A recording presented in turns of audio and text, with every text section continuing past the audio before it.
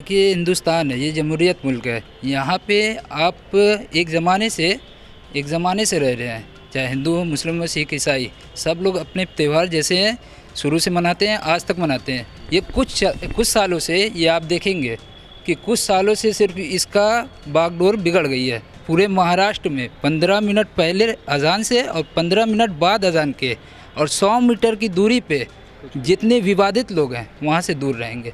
तो ये इनके सम्मान हम लोग करते हैं, वहाँ के इनके फैसले का तो होना, वहाँ के फैसला यहाँ पे भी होना चाहिए था। और रहा सवाल माहौल का, तो माहौल कभी कोई मुसलमान कोई बिगाड़ने की कोशिश नहीं करता है, ना हिंदू करता है। हम हर त्यौहार में हर जगह पर हमेशा एक दूसरे के साथ सहयोग करते हुए चले आ रहे हैं। जन्म से हमारे साथ है उनका। दिल्ली के जहांगीरपुरी में हुई हिंसा के बाद योगी सरकार ने आने वाले त्योहारों को देखते हुए कई महत्वपूर्ण फैसले लिए हैं और आदेश दिया है कि अब जो भी धार्मिक स्थल, चाहे वो मंदिर हो या मस्जिद, वहाँ से जो लाउड स्पीकर के जरिए या साउंड सिस्टम के जरिए आवाज़ है वे कंपाउंड या उनके प्रीमाइसेस के बाहर नहीं जाएगी। साथ ही साथ किसी तरह की नई परंपरा की शुरुआत नहीं होगी और जो भी प्रोसेसन, शोभा यात्रा निकल रहा है उसके लिए बाकायदे अनुमति लेने की ज़रूरत है और किसी भी सूरत में रोड ब्लॉक नहीं होगा, यातायात प्रभावित नहीं होगी। हमारे साथ यहाँ पर वाराणसी के सिगरा इलाके के फातमान रोड पर सैकड़ों वर्षों पुरानी जामा मस्जिद है, उनके मौलाना हमारे साथ मौजूद हैं। उनके परिचय के साथ शुरू करते हैं। जी, अपना परिचय, नाम बताइए। मेरा नाम गुलाम सरवर है।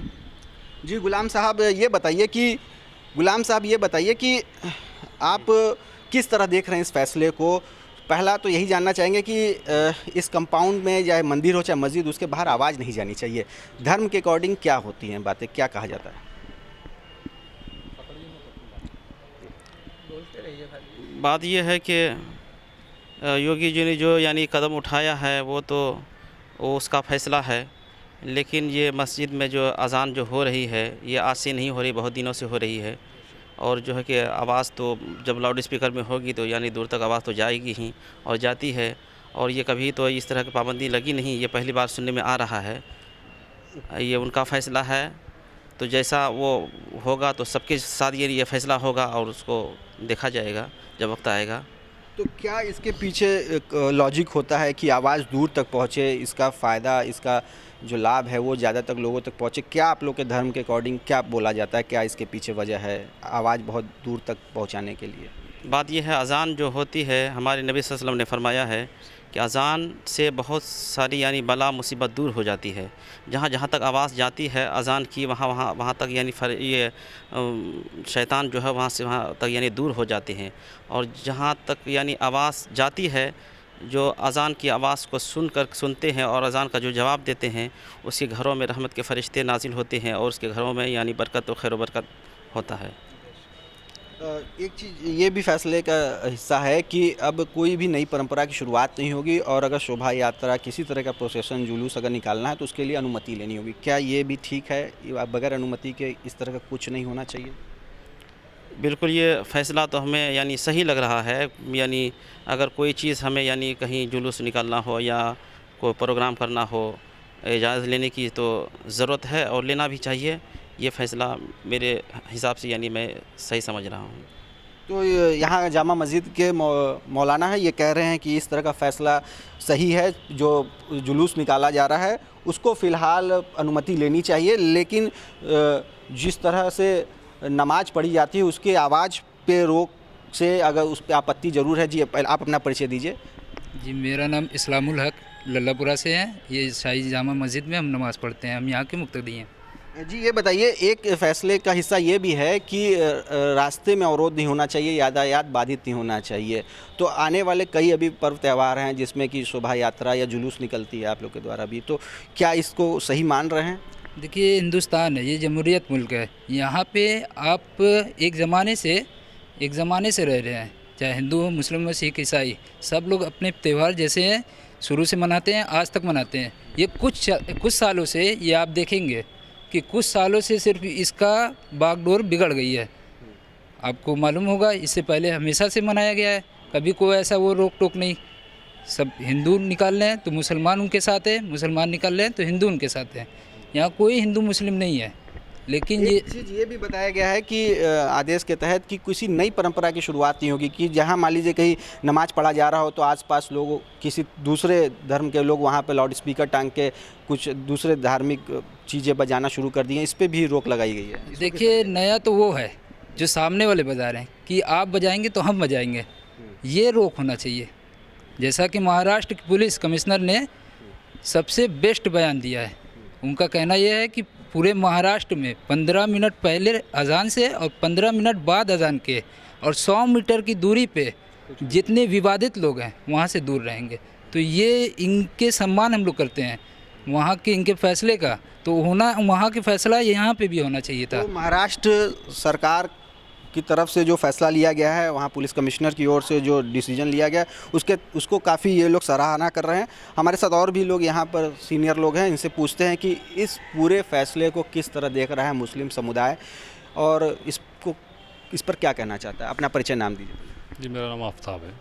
ये आफ्ताब जी, जिस तरह से एक प्रीमाइसेस तक ही आवाज़ को सीमित करने की बात कही है योगी आदित्यनाथ ने अपने आदेश में, तो क्या ये संभव है? अब ये तो हम कैसे बता सकते हैं कि संभव है कि नहीं संभव है। ये तो बड़े बड़े मौलाना इकराम जो हैं वो लोग बता सकते हैं, हमें क्या राइट है कि हम बताएं कि संभव है कि नहीं संभव। उनका काम था कहना, बाकी लोग उस पर अमल करते हैं नहीं करते हैं, ये तो उनका काम है। हम लोग तो 5 वक्त की नमाज़ पढ़ते हैं, निकल जाते हैं। और भी जो निर्णय लिए गए हैं जिससे माहौल ख़राब ना हो, आपस में भाईचारा बना रहे, जैसे कि किसी तरह की नई परंपरा की शुरुआत नहीं होगी, शोभा यात्रा या जुलूस निकल रहा है तो परमिशन लेने की ज़रूरत होगी, तो इन सारे फैसलों को किस तरह देख रहे हैं? ये ठीक है, परमिशन लेकर के सारा काम किया जाए जो कानून के दायरे में है, सारी चीज़ें इस तरह ही करना चाहिए। और रहा सवाल माहौल का, तो माहौल कभी कोई मुसलमान कोई बिगाड़ने की कोशिश नहीं करता है, ना हिंदू करता है। हम हर त्यौहार में हर जगह पर हमेशा एक दूसरे के साथ सहयोग करते हुए चले आ रहे हैं। जन्म से हमारे साथ है उनका, और कभी इस तरह की कोई ऐसी नहीं है। ये चंद लोगों की वजह से जो आज खुराफात हो रहे हैं, बाकी कोई मतलब नहीं हो रहा है कि मतलब। आगे आने वाले समय में काफ़ी त्यौहार भी हैं जिसमें कि आमतौर पर शोभा यात्रा या प्रोसेशन जुलूस आप लोग भी निकालते हैं और हिंदू समाज की ओर से भी निकलता है, तो इस पर भी कहा गया है कि बगैर अनुमति के नहीं निकलेगी। जैसा आदेश होगा वैसा काम किया जाएगा, उसमें हम लोगों को कोई मतलब नहीं है, कोई आपत्ति नहीं है। जिस तरह का होगा उस तरह किया जाएगा। और भी यहाँ पर मस्जिद में नमाज पढ़ने लोग आए हैं, यहाँ से जुड़े लोग हैं। जी, अपना नाम परिचय दें। जी, मेरा नाम अशरफ है। अशरफ जी, किस तरह देख रहे हैं इस पूरे फैसले को? ख़ास तौर से जो साउंड है, जो आवाज़ है, वो धार्मिक स्थलों के बाहर नहीं जानी चाहिए। सबसे पहले इसको किस तरह देख रहे हैं? देखिए, हमारा कहना ये है कि मस्जिद में अगर आप कह रहे हैं कि मस्जिद के बाहर आवाज़ नहीं जानी चाहिए, ठीक है। अगर हम कह रहे हैं कि हम मान लीजिए स्पीकर में आवाज़ नहीं दे रहे, अगर हम यहाँ से बोलेंगे तो मस्जिद के बाहर आवाज़ जाएगी। और अब अगर आप स्पीकर की बात करें तो स्पीकर की बात आज से नहीं, बहुत पहले से हो रही है। और आप जो ये धार्मिक लागू कर रहे हैं कि मतलब आप अजान देंगे तो हम हनुमान चालीसा पढ़ेंगे, तो ये आप लागू कर रहे हैं, ये आज से नहीं, बहुत पहले से, ये गलत है। तो इस पर भी जी क्या बताना चाह रहे हैं? यानी जैसे मस्जिद में अजान होती है, हम लोग अजान देते हैं, लाउड स्पीकर में देते हैं, इसलिए अजान देते हैं कि ताकि दूर तक आवाज़ जाए, नमाजी यानी नमाज़ पढ़ने वाले को पता चल जाए कि हाँ अजान हो रही है, नमाज का वक्त हो गया है और हमें मस्जिद में अल्लाह की इबादत के लिए जाना चाहिए। अब इसलिए हम लोग यानी अजान देते हैं लाउड स्पीकर में, ताकि दूर तक आवाज़ जाए, लोग यानी समझ जाएगा हाँ वक्त हो चुका है नमाज का, और कोई हम लोग का मकसद नहीं है। और तो मौलाना साहब, ये क्या संभव है? इसको अगर मान लीजिए लागू कर पाना, क्या लग रहा है इस पर क्या पुनर्विचार की ज़रूरत है एक बार? क्योंकि फिर लाउड स्पीकर की आवाज़ जो सीमित रखना क्या मुश्किल काम है अगर मस्जिद तक ही? ये तो हमें नहीं लग रहा कि यानी इस तरह पाबंदी लगना चाहिए, और पाबंदी नहीं लगना चाहिए इस तरह की। जो चला आ रहा तो उस तरह यानी हमेशा कायम रहने देना चाहिए। ये हम इस फैसले को हम स्वीकार नहीं करते हैं। जो इस ये फैसला है, ये क्या नई परंपरा की शुरुआत करेगा? जो आप लोग करते आ रहे हैं वो पुरानी परंपरा है जो हमारी चलती आ रही है, हम उसी को यानी हम चाह रहे हैं कि वो यानी इसी तरह चलता रहे। और हिंदुस्तान रोक लगाना नई चीज़ होगी, इस पे रोक लगाना हम सही नहीं समझते हैं। जो है हिंदुस्तान है, हिंदुस्तान में सबको अधिकार है अपना जो है कि धर्म यानी जो अपने तरीके से यानी चलाएं, अपने तरीके से यानी अपने धर्म को यानी लेके चलें। कोई भी बात नहीं होना चाहिए, किसी से मतभेद नहीं होना चाहिए। और क्या। तो ये थे बनारस के सिगरा इलाके के फातिमान रोड किनारे स्थित जामा मस्जिद के मौलाना, जिनको सिर्फ एक आदेश पर आपत्ति है कि परिसर के बाहर आवाज़ न जाए। बाकी अन्य जितने फैसले लिए गए हैं, सभी मुस्लिम समुदाय के लोग उन फैसलों का स्वागत करते हैं। रोशन जायसवाल, वाराणसी, यूपी तक।